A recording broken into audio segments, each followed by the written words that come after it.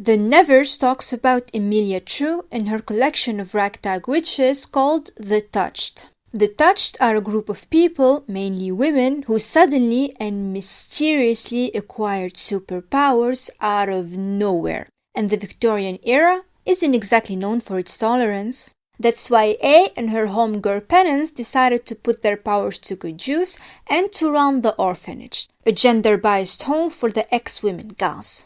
Before you ask, Amalia is a Raven knockoff.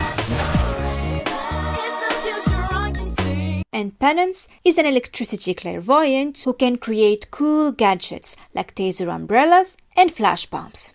This crew of outcasts inspired a multitude of differing reactions. First, there's the Hugo Swans of the world. Dorian Gray called, he wants his shtick back. Mr. Copycat here is a hedonist waste of oxygen with the high-end frick-frack club and the creepy fascination with the touched. He knows the rich folks are kinky freaks, and he's got the meta girls bleeding their wallets dry. Who's better suited to handle the business of the eccentrics than the eccentric poster child himself? You can't blame him for taking the initiative. He's got bills to pay and humpfests to attend. However, not many share Hugo's savvy business insights. Some dudes are just slaves to their conservative party-pooping principles. What's a Victorian age without a bit of a witch hunt, am I right? The fate of the world has always laid in the hands of disheveled white men, and the story isn't so different. The group of powerful old farts feel threatened, and they're beefing with the girls harder than Demi Lovato and sugar-free cookies.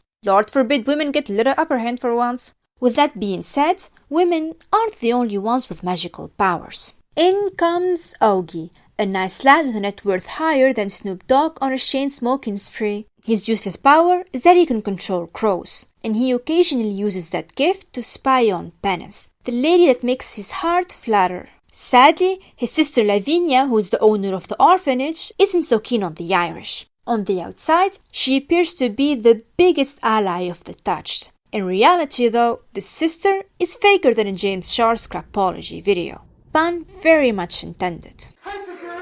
Behind closed doors, she's a straight-up psycho leading double lives. With the help of your usual mad dog, she kidnaps the touched and turns them into a free labor zombie slaves for a reason beyond my understanding. One thing for sure, HBO's having major Game of Thrones withdrawals, because 3 of these make up a single one of those. As if that's not enough, the girls also gotta deal with a literal psycho called Disease. But in French, cause Victorians are extra. Maladie is basically the 19th century Harley Quinn, minus the fashion statement. All she wants to do is kill people, please her gods, and annoy Mrs. True, with whom she shares a spooky, mysterious past. She's also obsessed with Mary, an opera singer with an angelic voice that only the touched can hear. Though, before she could do anything, the fuddy-duddy mob offed her mid-concert, because they see her as a danger. Amalia, whose biggest goal is to unite the touched, is at her wit's end. So she recruits a human blowtorch fire thrower who may or may not be the manifestation of Elon Musk's wettest dream. Together, they will conquer the world. Maybe? I don't know, dude. There are so many secrets in this show. To be continued.